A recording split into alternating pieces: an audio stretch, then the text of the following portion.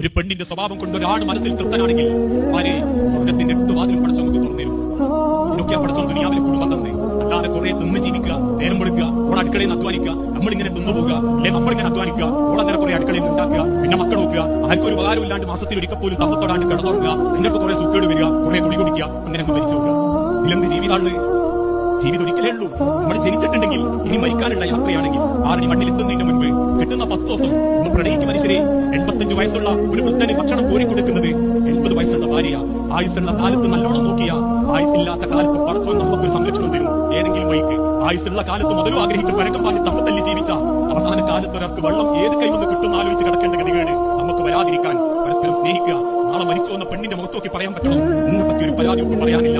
നാട്ടുകാർ മൊത്തം എന്നെ കുറ്റം പറഞ്ഞാലും എന്റെ ഓക്കിനെ പറ്റി പരാതി പറയാനില്ല.